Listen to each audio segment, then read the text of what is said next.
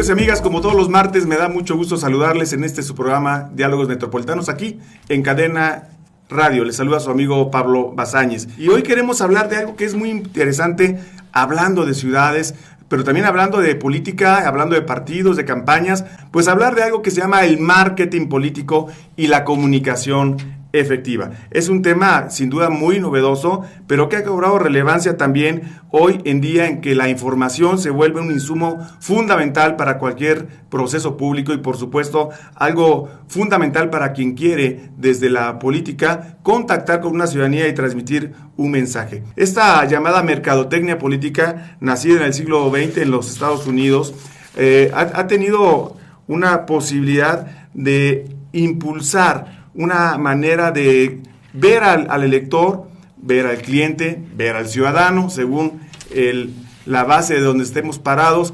Este marketing hoy se ve como parte de una nueva estrategia de satisfacción en cuanto a lo que es el producto, el cliente, en fin, genera una nueva expectativa y por supuesto algunas nuevas consignas sociales. Bueno, para hablar de esto, hoy hemos invitado a un experto, verdaderamente un experto en marketing político, en propaganda, en comunicación y en estos temas que son tan apasionantes y que tanto se discuten hoy día, y es el doctor Gustavo Adolfo Pérez Rojas. Gustavo, platícanos un poco esto del marketing, que pareciera que era un tema reservado para las marcas, para los productos, para lo que se tiene que vender, y no tanto como para la opinión pública. Ahora se ha venido a dar una nueva, digamos, versión, por llamarlo así, del marketing, que le denominamos el marketing político, ¿no? Más allá del marketing comercial al que estábamos un poco acostumbrados, y en consecuencia para nuestra audiencia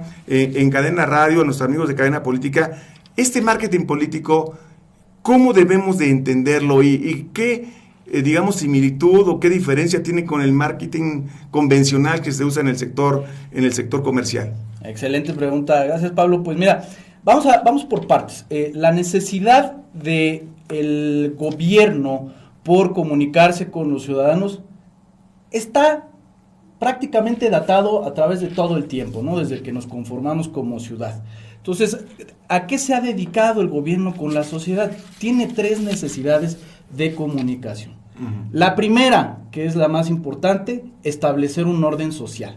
O sea, el gobierno busca tener contacto con un ciudadano, con una persona que vive en una sociedad, para que acate cierto tipo de reglas y se pueda tener una convivencia social. Esa es la primera. Convivencia social, ok. Convivencia social. La segunda, para cobrar impuestos. Tiene que buscar que esa convivencia social sea sostenible. Entonces se comunica de alguna forma para que si nosotros vemos, por ejemplo, estas piedrotas, ¿no? Por decirlo de una manera muy vaga, en todas los jeroglíficos, pero sobre todo en las primeras civilizaciones vemos estas representaciones de gente que va con tributos, ¿no? Hay una muy, muy importante que es donde se ve al gran emperador Darío de Persia y está ahí él sentado y van la gente con tributos. Es muy importante para el gobierno tener una buena comunicación para que la gente diga, eso es importante para la sociedad, tenemos que pagar nuestros impuestos. Y tercera función, el gobierno se comunica de manera estratégica con el ciudadano para ir a la guerra, para reclutar a la gente y tenerla a disposición y que acepte que es válido la intervención o la defensa de... Claro, y convencerlos de que es un conflicto que conviene al país en todo caso. Exactamente, le estás dando ya... legitimidad de alguna forma. Entonces, lo primero que tenemos que hacer es una breve separación. Una cosa es la comunicación. Vamos a ponerlo así, ¿no? La comunicación es esta gran esfera donde hay un mensaje, un emisor y un receptor, ¿no? Entonces, allí, digamos que el gobierno busca esta comunicación con el receptor, que sería el ciudadano o el pueblo. De ahí, digamos, esta es la gran esfera, de ahí parten diferentes tipos de comunicaciones. En el caso del que nosotros estamos hablando sería la comunicación política. Claro. La comunicación que concierne a la polis, al pueblo.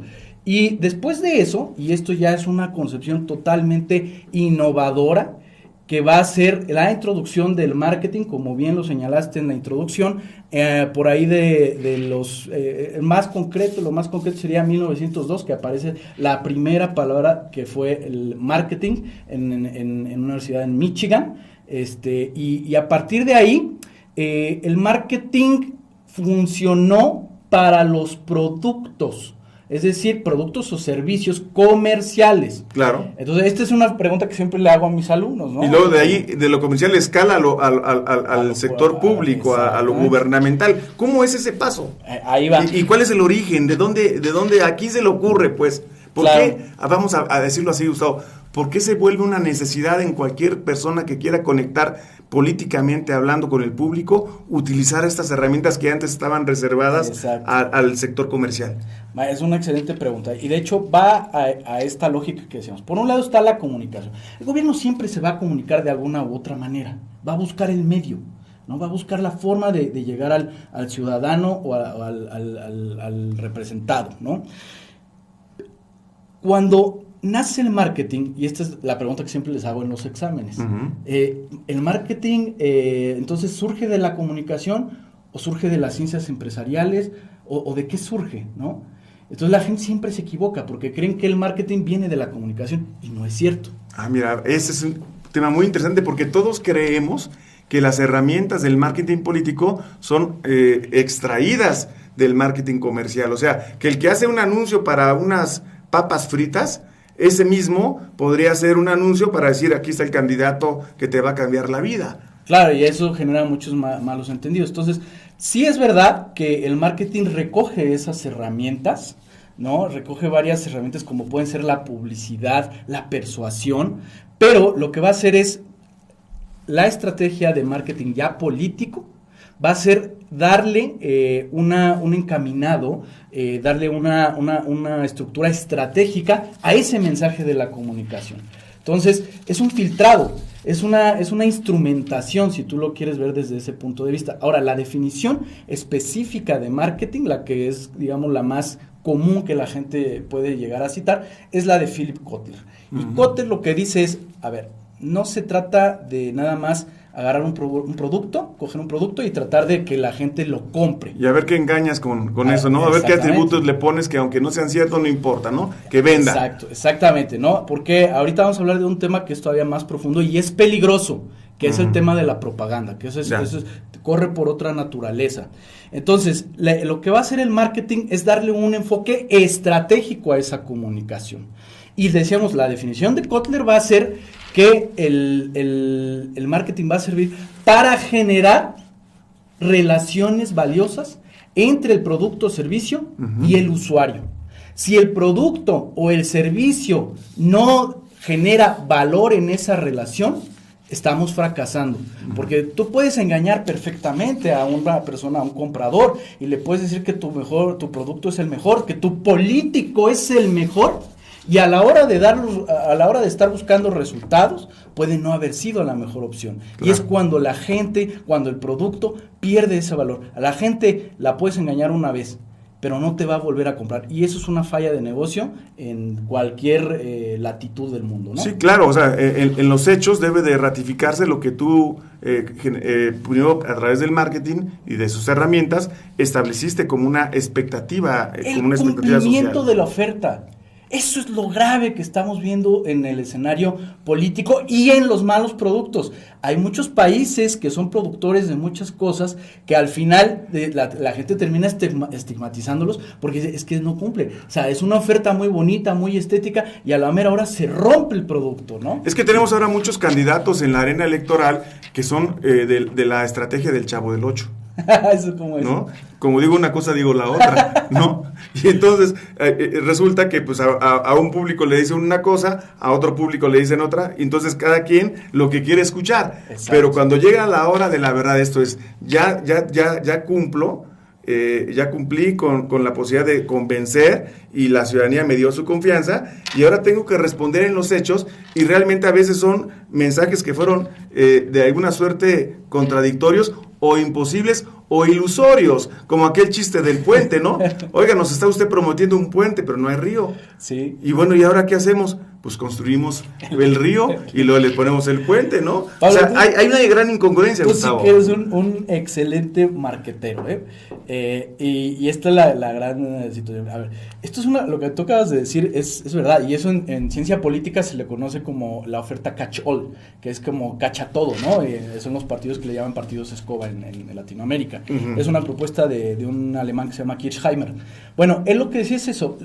Actualmente en la configuración política en la que vivimos, donde las ideologías son un tanto más dispersas, lo que hacen muchos partidos es, a ver, ¿qué está pasando aquí? ¿Qué se está quemando? Ando buscando a ver qué está mal para yo adoptarlo en mi oferta política y entonces ponerlo a disposición de la gente, sea cual sea, aunque no vaya ni siquiera en relación con mi oferta original o ideológica, lo voy a acomodar de tal manera en que yo lo pueda convertir eso en una posible opción para el día de la votación. Y eso es un grave problema, claro, porque estamos viendo la pérdida de la esencia de ideología sobre todo, pero también de la búsqueda social de cosas más genuinas, porque puede haber muchos problemas en la sociedad, pero no todos requieren la misma atención, o sea, no todos requieren que el político y los recursos públicos se dediquen en específico a eso, porque si tú lo pones a ver ya con estudios y eso, te vas a dar cuenta que hay cosas que imperan, como por ejemplo el cuidado de un medio ambiente, claro, una sustentabilidad, que eso va mucho antes que otro tipo de problemas. Oye, prometer no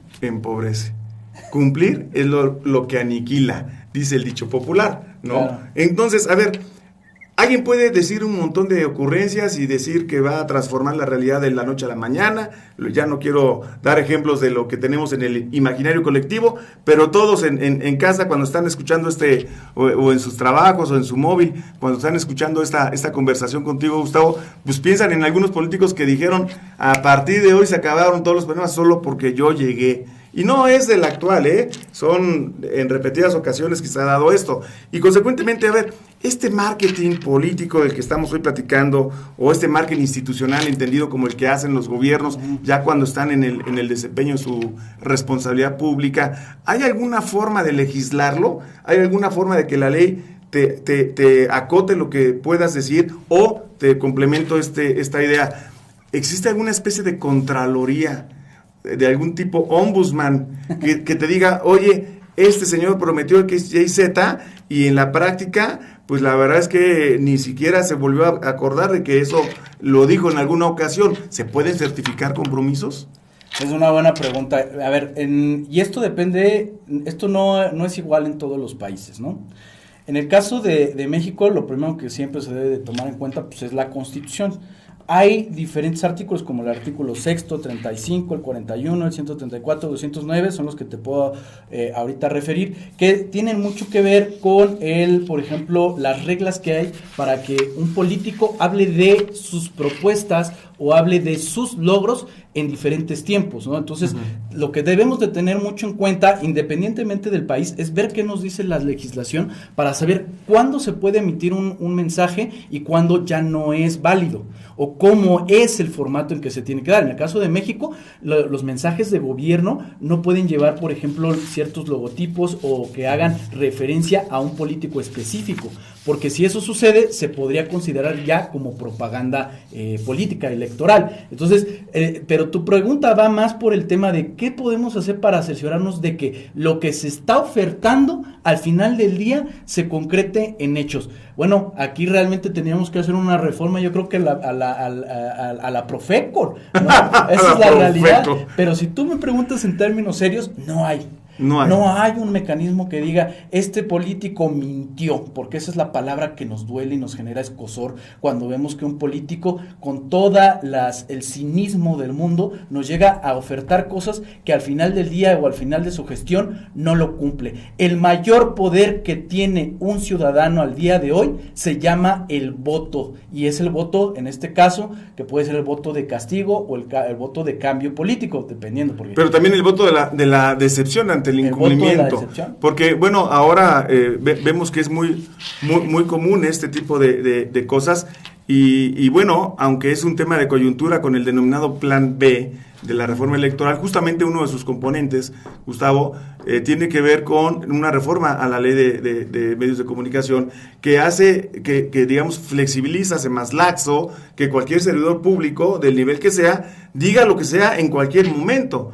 En suerte que no importará estos periodos que llamamos de veda electoral. Por ejemplo, aquí en el Estado de México, muchos de nuestra audiencia de cadena política nos ven en otras entidades o fuera del país, pero aquí desde donde estamos transmitiendo, en Toluca, capital del Estado de México, que estamos transmitiendo en vivo por Cadena Radio, pues sabemos que hay una elección de gobernadora, ahora sí tendrá que ser gobernadora del Estado, es lo único que hasta el momento va con certeza. Pero estamos en el periodo de intercampañas y hay periodos que se dicen de veda electoral. El 3 de abril empieza entonces en el calendario que teníamos una veda electoral que dice que los servidores públicos ya no pueden hablar de lo que hacen como logros de gobierno, ya no pueden difundir acciones, etcétera, etcétera, etcétera. Pero el plan B va en un sentido contrario a lo que durante los últimos 30 años de reformas sucesivas electorales se habían dado en ese sentido para generar equidad en las contiendas y que el que usa el recurso público, el que detenta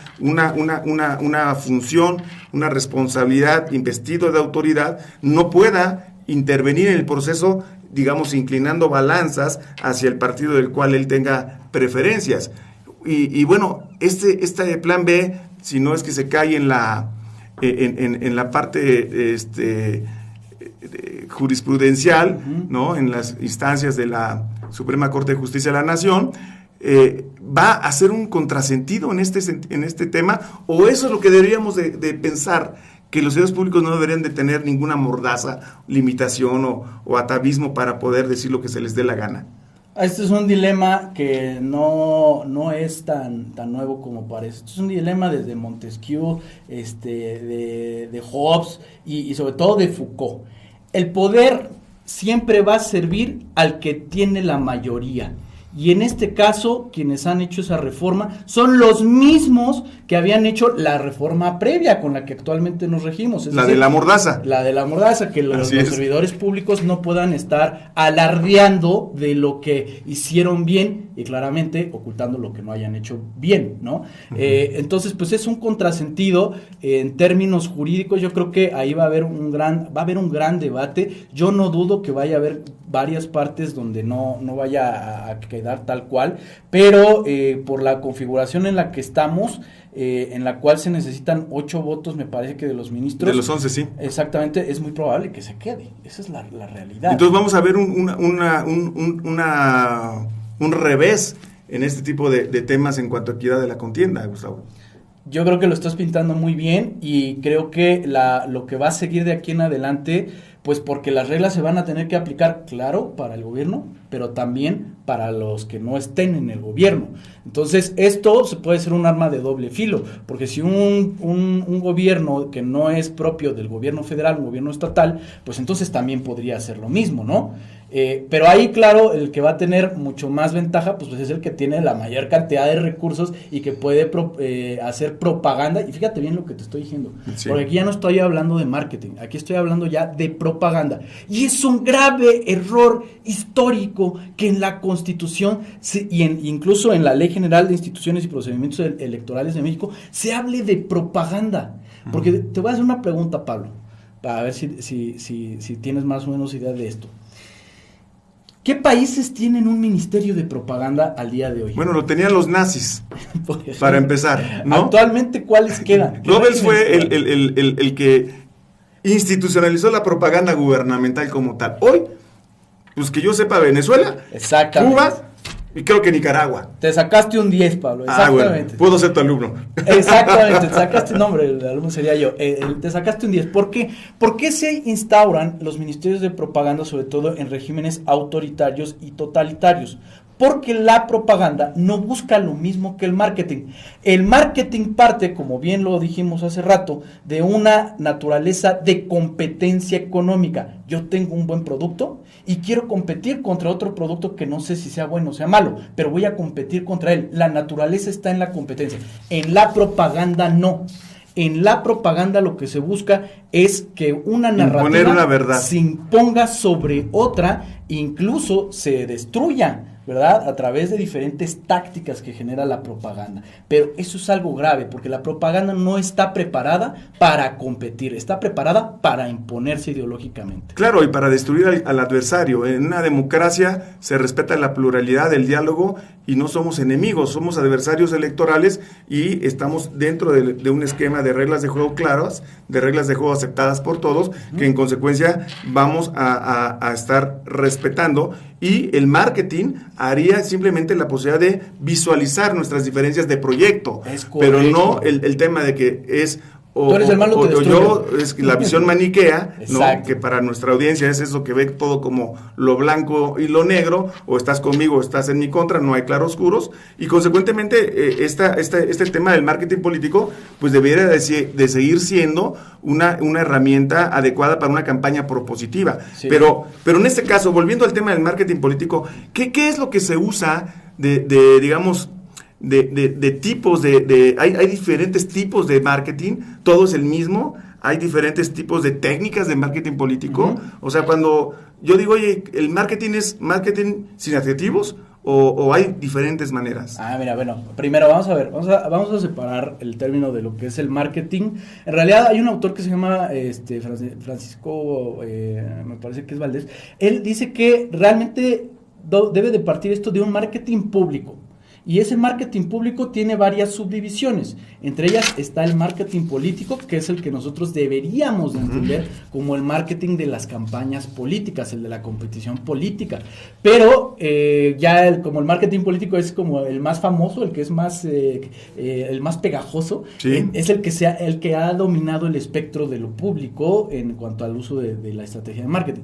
Pero también hay marketing de tipo gubernamental, y marketing para instituciones, ¿no? Entonces hay como diferentes subramas de este marketing, ¿no? Y esto es muy importante porque nos lleva a una gran a un gran problema con la política actualmente en México, y es los políticos entienden que el marketing político es esa búsqueda constante del poder y de mantener o retener el poder, ¿no? Claro. Pero el grave problema es, ¿qué pasa cuando hacen una gran, excelente campaña con un muy buen marketing político y ganan la elección? Y la pregunta que se hace el político común es, y sobre todo si es un político de rebote que ganó por una situación de azar, ¿y ahora qué? ¿Qué sigue? ¿No? Me evité la palabrota, pero ¿ahora qué hago de verdad? ¿No? Porque la gente no sabe que llegar a una política no es lo mismo que gobernar. Entonces vemos ahora muchos políticos que siguen esa estrategia de campaña electoral, y eso le molesta a la gente, Pablo. A la gente no le gusta que el político esté vanagloriándose todo el tiempo, porque los ve como unos narcisistas, como gente que les encanta que su figura, yo soy, yo hice, yo dije, yo estuve, y miren, y aquí estoy de perfil, y con esta silueta me van a ver. Eso es un grave problema de la política actual, porque no estamos dejando que la gente tenga oportunidad de evaluar el gobierno. No, la gente todo el tiempo está viendo la misma cara, y eso fatiga también a la audiencia. Cuando se está hablando del ejercicio de la función pública, debería darse, a ver qué opinas, darse un estadio de calidad de la prestación de un servicio público, que no requiriera su marketing, y que se hiciese tan, digámoslo así, imperceptible que se da, porque uno se da cuenta que no hay agua cuando abre la llave y no sale. Pero cuando abre regularmente el agua y sale, pues deja de pensar en que hay agua corriente, ¿no? Uno se da cuenta que hay un problema de basura cuando sale a la calle y no se llevaron su bolsa, ¿no? Pero si todos los días se la llevan, o sea, si la regularidad del servicio se presta con eficacia, con eficiencia, con calidad, entonces ya no hay necesidad de que la gente esté pensando en ello. Entonces, pensaríamos que un buen gobierno, un gobierno de resultados, tiene que tener un marketing diferente, o tiene que haber un marketing que refuerce para que la gente no se lo olvide qué se está dando, qué se está haciendo, qué productos, servicios desde el gobierno se están suministrando. Sí, voy a regresar al tema que estábamos hablando un poquito de la Constitución, para que veamos de dónde venimos. Y es un grave error histórico, Pablo. venimos de un régimen autoritario, esa es la realidad, ¿no? Y entonces por eso es que esas palabras de propaganda están metidas incluso en la Constitución. En este momento, ya en pleno 2023, ya deberíamos haber cambiado esa noción. Pero venimos de ahí, y entonces, ¿qué es lo que pasa con nuestra cultura política? Porque esto es a lo que voy. El político promedio lo que empieza a ver es que dice, obviamente el sentido común me dice que debería de gobernar bien y entonces hacer buenas políticas públicas que aseguren la continuidad de los servicios y que además esos servicios fueran de calidad.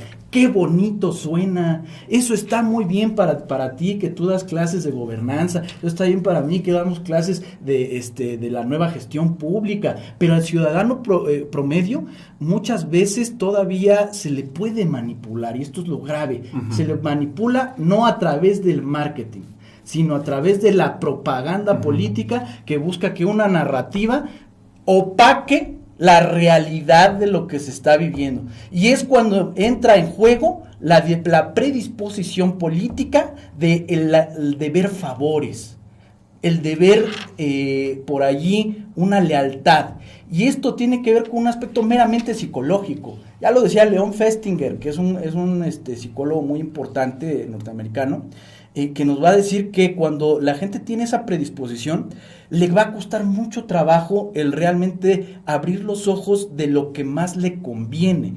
¿Por qué? Porque hay un sesgo. Entonces, cuando tú estás viendo en tu vida cotidiana que aunque tú votaste con mucho fervor por ese político, y empiezas a ver, como decías, que no está cayendo el agua, que los servicios de limpia son irregulares, tienes dos opciones nada más, como en el Matrix: tomarte la píldora azul o la píldora roja, ¿no? Y entonces hay mucha gente que va a elegir ver las cosas con la realidad, es la que dice, oye, este político no me está dando buen resultado, y incluso me estoy dando cuenta de lo manipulado que estoy siendo, claro. Estoy siendo utilizado, pero hay gente que no, y a esa gente que no, que va a decir, pues yo creo que antes también había falta de agua y todo eso, esa gente se le va a decir que tiene una disonancia cognitiva.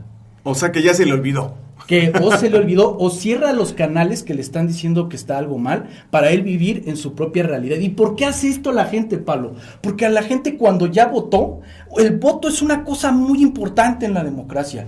Y para nosotros los humanos tomar una decisión que va a tener una repercusión a futuro es muy doloroso. El experimento de Milgram decía que cuando tú tienes que tomar nada más una decisión de dos, no quieres tomar la decisión y la postergas porque duele lo mismo que si te pincharan un dedo. Ya. Entonces, cuando tú ya tomaste decisión, y aunque haya sido mala la decisión, como las mujeres cuando salen con que el esposo les pega pero que le dicen que ya va a cambiar, prefieren seguir diciendo que sí va a cambiar algún día, porque la gente no quiere quedar como tonta al decir que tomó una mala decisión. Tú dices en algunos de tus artículos, Gustavo, que el marketing político es diferente al marketing gubernamental, puesto que el segundo comienza cuando el candidato ganó la elección y tiene que asumir una postura distinta, en la que no caben las posiciones amigo-enemigo. Se debe de gobernar para todos. Eso es algo de lo que tú has escrito en tus artículos. Claro. En consecuencia, llega una etapa de marketing político que es cuando estamos en campaña. En campaña, el candidato es parte del mensaje, porque es sus atributos, es su historia de vida, es su propuesta, es su oferta. Pero después de ahí viene, ¿no?, a un momento en que, como lo hemos dicho, tiene que posicionar ahora ya no a un candidato, sino ahora tiene que posicionar a un gobierno que cumple los compromisos de ese candidato. Entonces, ¿qué tan complejo es este tránsito? Mira, vamos a seguir con esta bifurcación. Hay gobernantes que viven en la democracia, ¿no?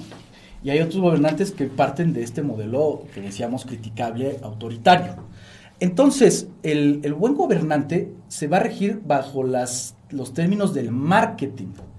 El mal gobernante va a utilizar todo lo que pueda, pues, para seguir haciendo propaganda política, que es de lo que estamos hablando. Entonces, yo por eso insisto mucho en que el término de marketing gubernamental, ya no el marketing político, el marketing gubernamental va de la mano con la gobernanza. tú como gobernante, y creo que por eso es el éxito de un verdadero político demócrata, es que la gente no lo reconozca por su bonita figura, o porque habla muy bien, o porque hizo un montón de espectaculares en todo el estado, en todo el país.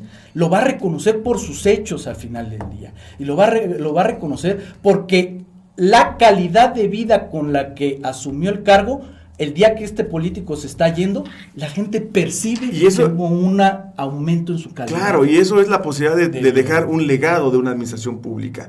¿Qué quise hacer cuando dije quiero ser tal cargo? Exacto. ¿Y qué logré cuando tuve la oportunidad de hacerlo? ¿Y qué se queda tangible? ¿No? Hay una canción que nos habla de que las personas pasan y las obras quedan. Exacto. O también, ya si nos vamos a poner en términos más teológicos, por sus hechos los conoceréis. ¿No? Exactamente. En consecuencia, es cierto que los gobiernos tienen entonces que seguir utilizando el marketing para que la gente tenga claridad de la, digamos, expectativa satisfecha. Pero también yo te llevaría a otro nivel. Vamos a ver. Ajá. Si vamos primero pensando en el marketing de los políticos que quieren llegar al cargo. Después vamos pensando en el marketing de las instituciones que quieren tener un ejercicio de comunicación efectiva con sus gobernados, en los que les imbuyen y les comparten la responsabilidad pública en ese esquema que tú dices de gobernanza, que implica elementos de participación ciudadana, de retroalimentación, por supuesto, autogestión comunitaria, etcétera.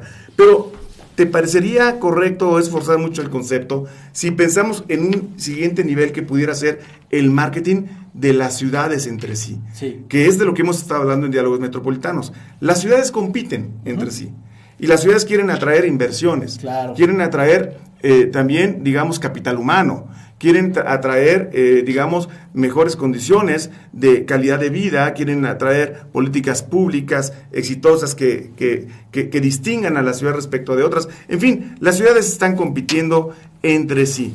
¿Qué tanto esta comunicación efectiva, este marketing institucional puede ayudar a las ciudades para posicionarse, vamos a decirlo así, en un mercado en donde los capitales, las personas, los flujos de cultura, etcétera, fluyen libremente en un mundo globalizado? Perfecto.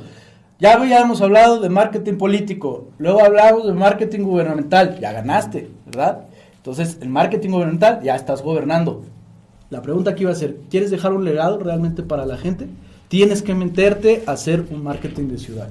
Y ese marketing de ciudad, en términos anglosajones, se le llama place branding. El branding de un lugar, de un sitio, ¿no? De un lugar, sería más o menos así. Entonces, hay lugares que tienen más posibilidades para hacer place branding que otros, obviamente. México es un lugar privilegiado para poderlo hacer. Sí, México como lo que vimos ahora con Tesla, ¿no? México tiene hizo marketing de ciudad, ¿no? Potencial enorme. Tiene un potencial enorme y desaprovechado de manera un poco penosa por este tipo de liderazgos que no alcanzan a ver que lo que importa a la hora de asumir un cargo no es tu figura política, es lo que vas a hacer para que la gente no esté pensando qué le va a sacar al gobierno en la siguiente elección o qué le va a sacar a un político en la siguiente elección. Tiene que ver con enseñarle al pescador cómo pescar. Y esto tiene que ver, ya en términos muy concretos, en la generación de clústeres. Claro. La generación de una marca que diga, nosotros como pueblo de Chinconcuac, nosotros como pueblo del que tú quieras, deben de tener un oficio. Y muchas veces el gobernante cuando llega, sobre todo los que no tienen una preparación y una visión estadista, lo que van a hacer es gobernar con lo que tienen y empezar a ver cómo le pueden hacer para terminar su periodo. Pero eso es una visión limitada, Pablo.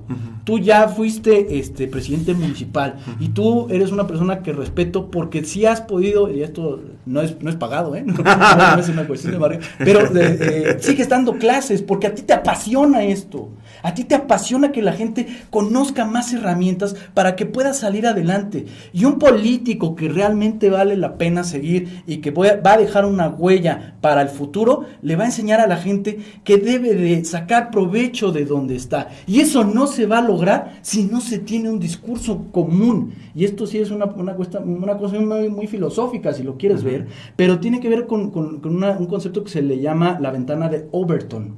Es decir, cómo canalizamos los diferentes narrativas para que tengan una lógica, porque el problema aquí es que un pueblo puede tener obviamente muchos oficios, pero siempre va a haber uno que va a ser el más destacado. Ponte a pensar nada más en Zacatlán de las Manzanas en Puebla, ¿no? Es su sidra. Chiquito, exactamente, ya lo identificamos, ya tiene una marca, porque de alguna forma la gente entendió que debía de ir girando su propia situación económica alrededor de este círculo de virtud. ¿Para qué es necesario entonces andarnos desviando con cosas que a lo mejor ni siquiera nos van a dar un rédito a futuro?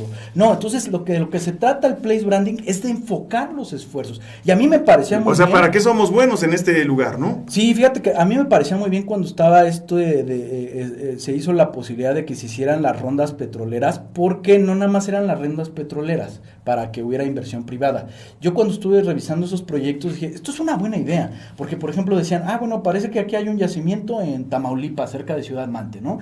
Y entonces la intención del gobierno era que esas comunidades que están en el trayecto de ir para allá se fortalecieran a través de políticas públicas específicas que dijeran, bueno, pues yo ahorita tengo un negocio de jarcería, pues ahora yo creo que lo ideal es poner aquí una venta de mangueras, de guantes de carnaza, de cosas de aluminio, y eso genera un vínculo virtuoso con la idea de lo que se va a lograr y con la propia economía de las personas. Sí, es una economía de escala que genera cadenas de valor. Es importantísimo.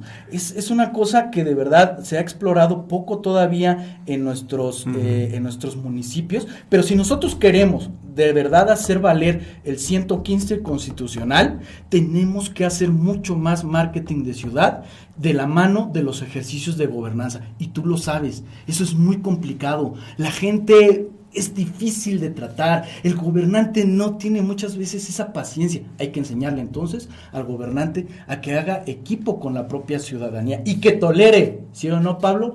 Muchas veces el descrédito, la crítica, las risas burlonas. Tienes toda la razón, y tú los criterios de la gente, ¿no? Lo escribes y defines en tus textos la anomia democrática. Y lo dices, la erosión de principios democráticos que la gente considere que no tiene responsabilidades como ciudadanos. O sea, que me lavo las manos y esto es bronca de gobierno, para eso se quisieron contratar como gobernantes, que ellos resuelvan todos los problemas. Pero una ciudad viva es una ciudad de su gente, participando, promoviendo, impulsando, cambiando cosas, transformando realidades. No lo hace un gobierno. Pero mira, aquí el tiempo se nos empieza a convertir en un problema, estando aquí en vivo, en cadena radio, pero no me quiero quedar con un tema. El marketing, ya sea político, ya sea institucional, ya sea el marketing de ciudad, utiliza sin duda alguna estas herramientas de las tecnologías de la información como las redes sociales.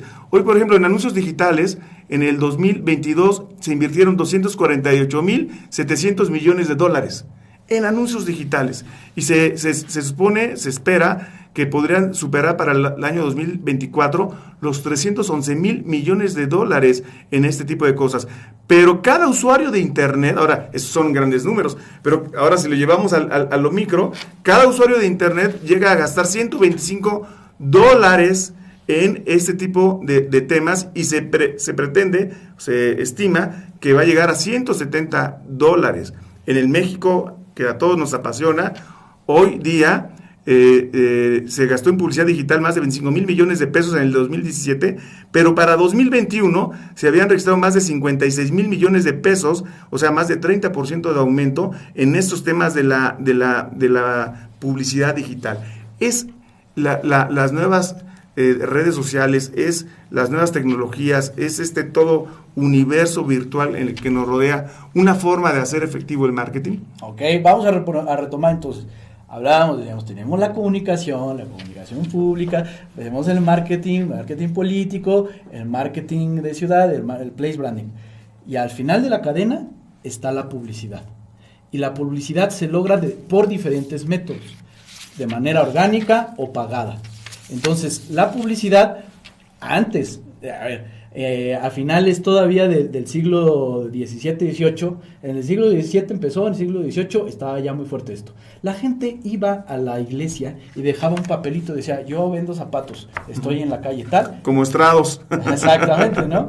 Y eso era los inicios del marketing. Actualmente pasamos, y ya no me voy a meter a hacer mucho tema de esto, pero pasamos de eso muy rudimentario, esos anuncios casi de serigrafía escritos a mano, a las redes sociales. Hay un gran salto.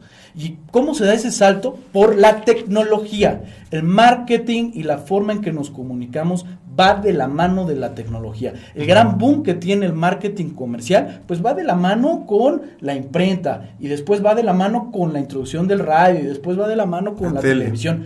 Pero aquí hay una cosa que sí mueve el tablero muy cañón, y es la introducción del Internet. Porque si nosotros teníamos este modelo aristotélico de emisor y receptor, ¿qué crees? Ahora el receptor también se vuelve emisor, es decir, regresa el mensaje, ¿verdad? Entonces, cualquier persona, tú eres gobierno, le puedes reclamar en redes sociales, ¿verdad? Entonces, el alcance va a ser muy distinto, porque también los gobiernos, y esto es lo que no le gusta al poder, en términos decíamos de Foucault, no le gusta porque ahora también va a ser escrutinado, va a estar ahí al alcance de que la gente lo pueda criticar. Y sabes una cosa, ese dinero que estabas diciendo que se está invirtiendo, ahora todavía va a ser mucho más. Claro. No lo vamos a dudar, porque ahora ya las redes sociales se dieron cuenta de que eso es un negocio. O sea, ya es de ida y vuelta. Y el alcance ya no es tan orgánico como antes. O sea, de ida y vuelta, Gus, porque finalmente hoy esta forma del marketing ya no cae en tierra inerte, sino que genera una respuesta. Y esa respuesta puede ser positiva o puede ser negativa, de acuerdo con la confrontación de tus resultados. Exacto. De tal manera que tú dices, es que estoy haciendo esto bien, y alguien en un tuitazo te dice, eres un mentiroso. Sí. Y entonces toda tu estrategia de marketing ya empezó a tener un sesgo de que estabas diciendo cosas que no eran ciertas. Entonces, hoy las redes sociales, cuando un gobierno, cuando una ciudad genera un marketing político, un marketing institucional, un marketing de ciudad, un marketing por vía de redes sociales, como lo estamos señalando, esta retroalimentación permite una contraloría social, permite una forma de limitación del poder, permite un equilibrio, una interacción que acote la mentira en las redes sociales. Es una excelente, creo que lo que tú estás diciendo, más que una pregunta, es un punto de vista, y lo haces bien, porque si decíamos hace rato que realmente no hay como una legislación que diga, a ver, tú político que anduviste ofreciendo, ¿cómo le vas a hacer para cumplir esto? ¿Y cómo le vamos a hacer para que el ciudadano pueda reclamarte? Pues la tecnología y la realidad no se esperó a que existiera ese mecanismo. La realidad, y esto es lo que no le gusta a muchos políticos, es que van a estar al alcance de cualquier persona, incluso gente que no tenga tampoco el mayor de los conocimientos, Entonces, esto nos puede llevar a dos cosas. Una, a que la gente realmente se vuelva más pensante y que tenga un pensamiento más crítico. Claro. O bien que sea más fácil de manipular. Porque esto también es verdad. Con las redes sociales y el uso de los medios digitales, se abre una gran ventana para que haya ejercicios de manipulación. Y por aquí te voy a decir una situación muy importante. Tú decías, ¿qué pasa cuando nos empiezan a golpetear en nuestra estrategia de marketing? Si tu estrategia es mala, vas a terminar cambiándola. Pero en lo que siempre hemos visto con otros consultores, colegas y todo esto, que además en México hay muy buenos consultores, la estrategia no se cambia. La estrategia es hacia donde quieres llegar. Lo que vas a cambiar en el camino va a ser la táctica. Y entonces para eso hay mecanismos. Si te están golpeteando, te están criticando, incluso estás viendo que hay un ejército de gente virtual, ¿no? Que te quiere echar atrás un contenido, te está criticando porque le caes mal, ¿no? O que está orquestado, porque esta es la palabra correcta, la orquestación. Este es el grave problema de las redes sociales, que todavía tampoco tienen como muchos límites por parte de los países en la legislación, de que sí se puede contratar, sí se puede contratar una agencia de 40,000 bots y que te vayan a estar golpeando o vayan a estar golpeando a un contrincante. Eso todavía no está bien legislado. Pero si tu estrategia es buena, vas a poderle dar la vuelta si tienes ciertos protocolos, entre ellos, y el más importante, el de gestión de crisis. Si uno parte de una campaña y no tiene esos posibles escenarios, estás frito. Te vas a ir a meter ahí a Sansón a las patadas. Claro. No vas a tener mecanismos. Y tú lo sabes muy bien, el político es una persona, el político profesional debe ser una persona con la piel gruesa, dispuesto a contestar, porque ahora lo que busca el ciudadano a través de redes sociales no es que les llegue un mensaje, es generar conversación. Esta es la mejor manera de generar un marketing orgánico. Eso es lo que en tus textos le llamas la irrupción del neoinstitucionalismo.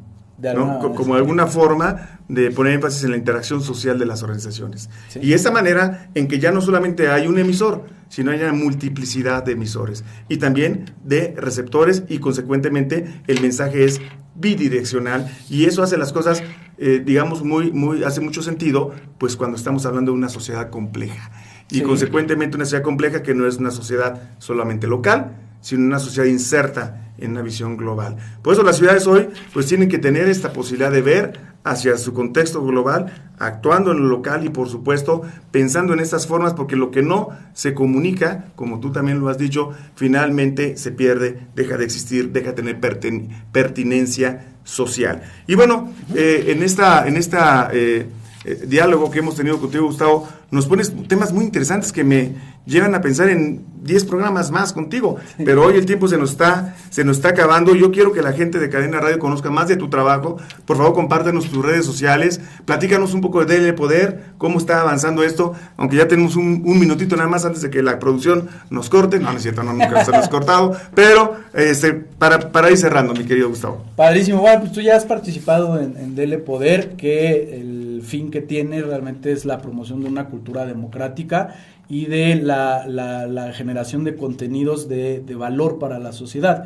Entonces yo aprecio mucho cuando tú has podido estar participando ahí, porque usualmente tocas temas muy muy buenos sobre gobernanza, que los haces además muy accesibles. Este es el grave problema que tenemos, y esto sería una especie de conclusión de mi parte, que el grave problema que tenemos en la política académica, científica, es cómo le hacemos para que llegue esto al ciudadano, para generar más conciencia crítica, para que la persona tenga más elementos incluso de evaluación del político y por ende exija mejores resultados a quienes se dicen que los representan.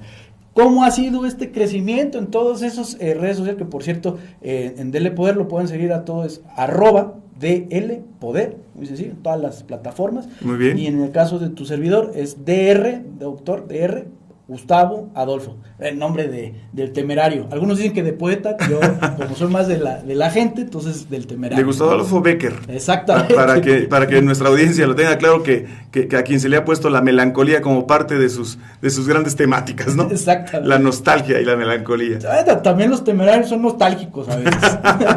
Ha sido padrísimo platicar en esta emisión de Diálogos Metropolitanos con Gustavo Adolfo Pérez Rojas, de veras un tema que nos abre imaginación, Gustavo, para seguir conversando en cómo diseñamos ciudades en donde la interacción, donde la participación ciudadana sea un elemento fundamental. Por hoy, pues dejamos aquí nuestra emisión de Diálogos Metropolitanos, agradeciéndoles a cada uno de ustedes de Cadena Radio el favor de su atención y siguiendo convocándonos para que los martes discutamos de este y muchos temas aquí en Cadena Radio. Muchas gracias, se despide de ustedes su amigo Pablo Basáñez.